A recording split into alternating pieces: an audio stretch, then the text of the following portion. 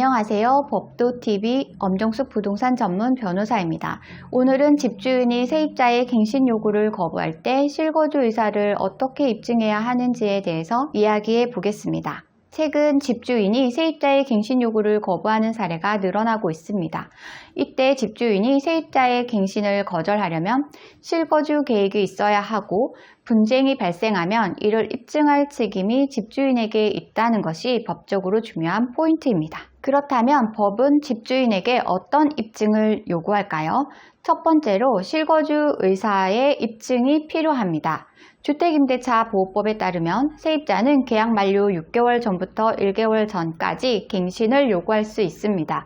집주인은 실거주할 계획이 있다면 이 요구를 거절할 수 있지만 단순히 말로만 거주 의사를 밝히는 것은 부족할 수 있습니다. 실거주 의사가 진정한지 입증해야 할 수 있다는 것이죠.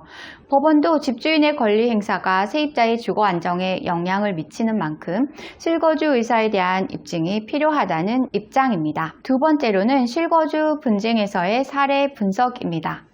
최근에 한 사건을 살펴보겠습니다. 집주인 A씨는 세입자 B씨 부부에게 본인과 가족이 거주할 예정이라면서 계약 갱신을 거절했습니다. 하지만 B씨 부부는 A의 진술이 일관되지 않는다고 주장하면서 법적 대응에 나섰습니다.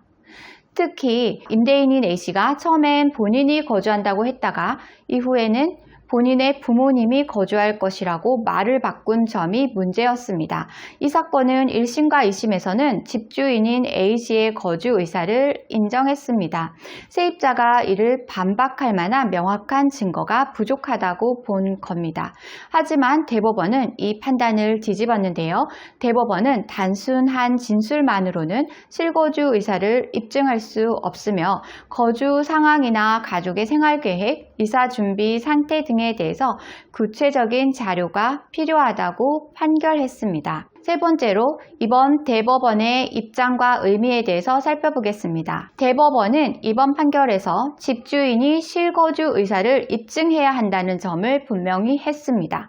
예를 들어 이사 준비 상황이나 가족 구성원의 사회적 환경이나 직장의 정보, 기존 거주지와의 거리 등 구체적인 자료가 있어야 신뢰할 수 있다고 본 것인데요. 이는 집주인이 단순히 갱신을 거절하기 위해서 실거주를 주장할 수는 없도록 한 것이고 세입자의 주거 안정성을 보장하려는 취지입니다. 네 번째로는 실거주 의사의 입증을 위한 준비 사항인데요. 집주인이 갱신 요구를 거절하고자 한다면 미리 충분한 자료를 준비해 두는 것이 중요합니다. 예를 들어 이사 준비 과정에서 발생하는 계약서, 가족의 직장 위치 등과 같은 자료가 입증에 도움이 될 수 있습니다. 또한 세입자 입장에서도 집주인의 실거주 계획에 의문이 생긴다면 법적인 자문을 받아서 상황을 파악하는 것이 좋습니다. 오늘은 세입자의 갱신 요구에 대한 집주인의 실거주 의사의 입증 문제에 대해서 이야기해 보았습니다.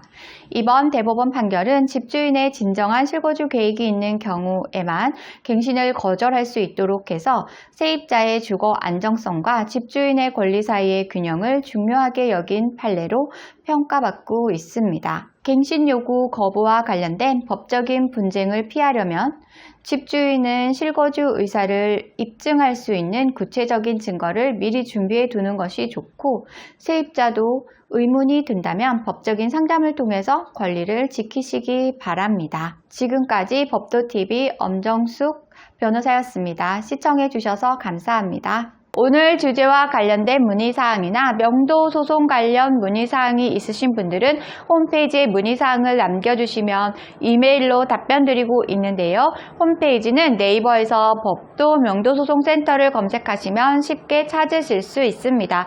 홈페이지에 접속하시면 상단 우측에 비용 안내 및 무료 상담 메뉴가 보이실 텐데요.